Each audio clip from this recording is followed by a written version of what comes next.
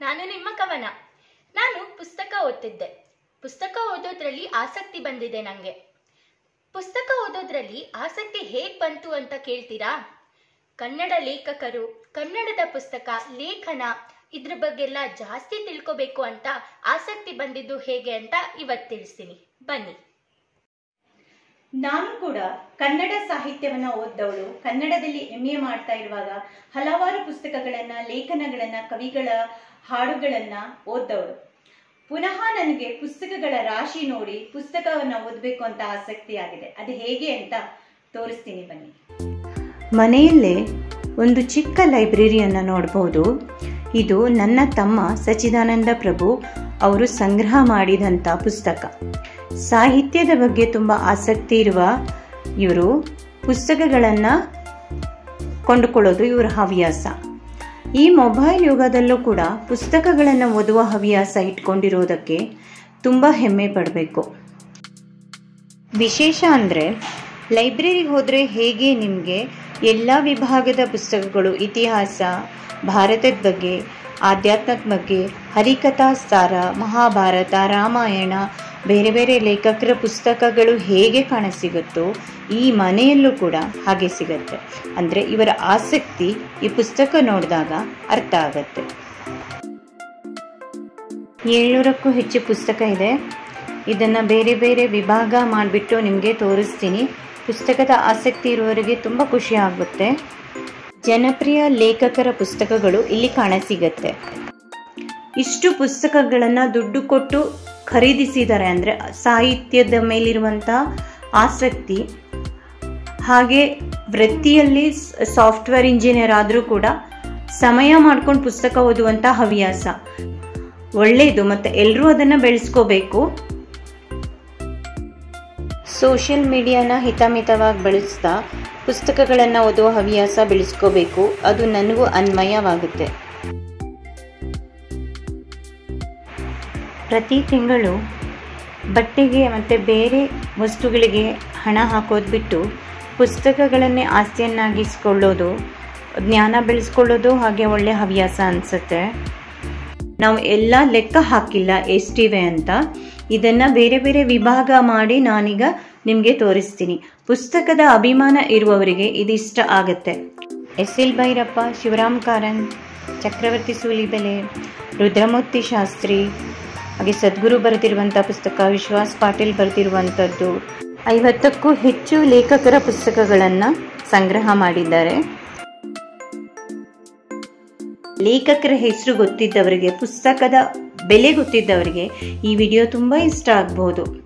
ಇಲ್ಲಿ ಚಾಣಕ್ಯ ಮತ್ತು ಭೀಷ್ಮ ಇದನ್ನು ರುದ್ರಮೂರ್ತಿ ಶಾಸ್ತ್ರಿ ಅವರು ಬರೆದಿರುವಂಥದ್ದು. ಇದು ತುಂಬ ಚೆನ್ನಾಗಿದೆ. ನಾನು ಓದಿಲ್ಲ, ನಾನು ಪುಸ್ತಕ ರಾಶಿ ನೋಡಿದಾಗನೇ ತುಂಬ ಹೆಮ್ಮೆ ಆಯಿತು. ಹಾಗೆ ಶ್ರೀಮದ್ ಭಾಗವತದ ಬೇರೆ ಬೇರೆ ಅಧ್ಯಾಯಗಳು ಇಲ್ಲಿ ಕಲೆಕ್ಷನಲ್ಲಿದೆ. ನನ್ನ ಅಜ್ಜ ಶ್ರೀ ನಾರಾಯಣ್ ಕಾಮತ್ ಉಪ್ಪುಂದ ಅವರಿಗೂ ಸಾಹಿತ್ಯ, ಓದು, ಲೇಖನ ಅಂದರೆ ತುಂಬ ಇಷ್ಟ ಆಯಿತು. ಈ ಪುಸ್ತಕಗಳನ್ನು ನೋಡಿದರೆ ತುಂಬ ಖುಷಿ ಪಡ್ತಾ ಇದ್ರು. SL ಭೈರಪ್ಪ ಅವರ ಪುಸ್ತಕಗಳಲ್ಲಿ ಹೆಸರಾಂತ ಪುಸ್ತಕಗಳನ್ನು ಇಲ್ಲಿ ನೋಡಬಹುದು. ನೋಡಿ, ಉತ್ತರಾಖಂಡ, ತಂತು, ಮತದಾನ, ಹಾಗೆಯೇ ಚಕ್ರವರ್ತಿ ಸೂಲಿಬೆಲೆ ಅವರು ಬರೆದಿರುವಂತಹ ಪುಸ್ತಕಗಳ ಕಲೆಕ್ಷನ್ ಕೂಡ ಇದೆ. ಇಸ್ರೇಲ್ ಬಗೆಗಿನ ಪುಸ್ತಕಗಳನ್ನು ಇಲ್ಲಿ ನೋಡ್ಬೋದು.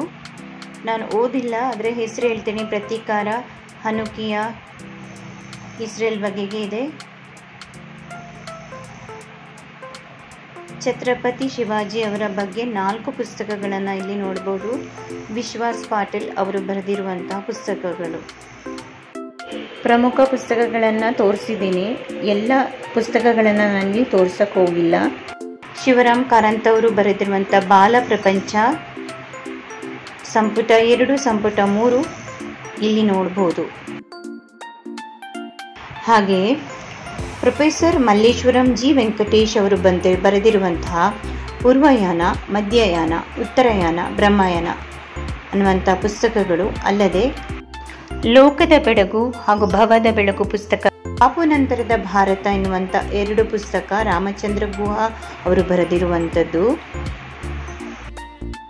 ಚಕ್ರವರ್ತಿ ಸೂಲೆಬೆಲೆಯವರ ಪುಸ್ತಕಗಳ ಕಲೆಕ್ಷನ್ ನೋಡಿ. ಈ ವಿಡಿಯೋದಲ್ಲಿ ನಾನು ತೋರಿಸಿರೋದು ತುಂಬ ಕಮ್ಮಿ. ಇದಲ್ಲದೆ ಹಲವಾರು ಪುಸ್ತಕಗಳು, ಹಲವಾರು ಲೇಖಕರ ಪುಸ್ತಕಗಳಿವೆ. ಅದೆಲ್ಲ ನಾನು ಮೆನ್ಷನ್ ಮಾಡಿಲ್ಲ. ಇಲ್ಲಿ ರುದ್ರಮೂರ್ತಿ ಶಾಸ್ತ್ರಿಯವರು ಬರೆದಿರುವಂಥ ಭೀಷ್ಮ, ಚಾಣಕ್ಯ, ಗೌತಮ ಬುದ್ಧ, ಔರಂಗಜೇಬ್ ಪುಸ್ತಕಗಳನ್ನು ನೋಡಬಹುದು. ಪುಸ್ತಕದ ಸೈಜ್ ನೋಡಿದ್ರೆ ಗೊತ್ತಾಗುತ್ತೆ ಇದರ ಮಹತ್ವ. ಇದನ್ನು ಓದ್ದವರನ್ನು ನಾನೀಗ ತೋರಿಸ್ತೀನಿ. ಈಗ ನಾನು ತೋರಿಸ್ತಾ ಇರೋದು ನಮ್ಮ ಮನೆಯ ಸಾಹಿತ್ಯ ಆಸಕ್ತಿ ಉಳ್ಳಂಥ ವ್ಯಕ್ತಿ ಸಚ್ಚಿದಾನಂದ ಪ್ರಭು. ಇವರದ್ದೇ ಇದು ಪುಸ್ತಕದ ಸಂಗ್ರಹ, ಲೈಬ್ರರಿ. ಪುಸ್ತಕವನ್ನು ಜೋಡಿಸ್ತಾ ಇರುವಾಗಲೇ ನಾನು ವಿಡಿಯೋ ತೆಗೆದಿದ್ದೀನಿ. ನಾನು ವಿಡಿಯೋ ಮಾಡ್ತೀನಿ, ಪುಸ್ತಕ ಎಲ್ಲ ತೆಗೆದು ಕೊಡಬೇಕು ಅಂತ ಕೇಳಿಕೊಂಡೆ. ಸೊ ಎಲ್ಲನ ಜೋಡಿಸಿ ನನಗೆ ವಿಡಿಯೋಗೆ ಸಹಕಾರ ಕೊಟ್ಟಿದ್ದಾರೆ. ಡಾಕ್ಟರ್ ಗಜಾನನ್ ಶರ್ಮಾ ಅವರ ಪುಸ್ತಕಗಳು: ಪ್ರಮೇಯ, ಚೆನ್ನಭೈರಾದೇವಿ ಪುನರ್ವಸು,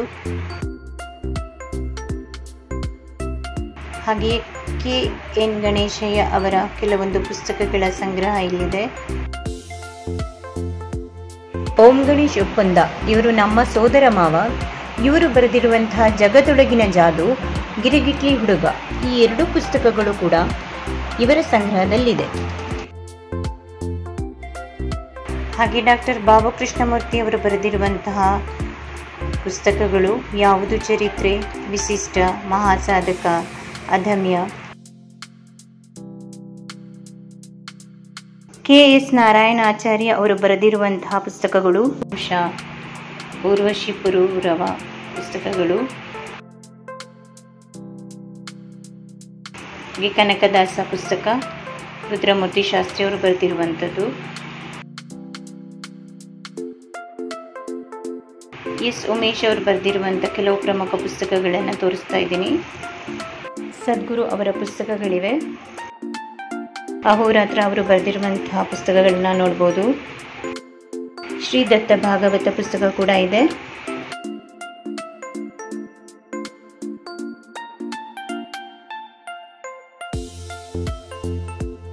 ಹರಿಕಥಾಮೃತ ಸಾರ ಎರಡು ಪುಸ್ತಕಗಳನ್ನು ಇಲ್ಲಿ ನೋಡ್ಬೋದು.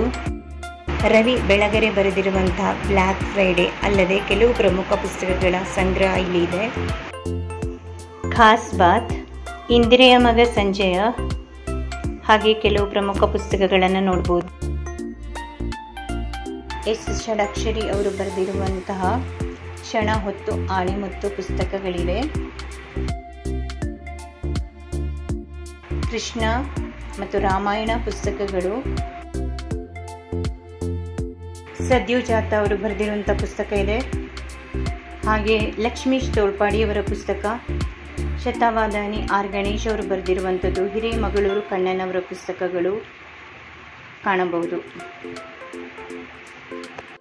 ಇದು ವಿಶೇಷ ಅಂದರೆ ಅವರ ಮಗ ಶ್ರವಣ್ ಅವರ ಪ್ರತಿ ಹುಟ್ಟುಹಬ್ಬಕ್ಕೆ 100 ಪುಸ್ತಕಗಳನ್ನು ತಗೋತಾರೆ. ಈಗ 5 ವರ್ಷ ಆಗುವಾಗ ಇಷ್ಟು ಪುಸ್ತಕದ ಕಲೆಕ್ಷನ್ ಆಗಿದೆ.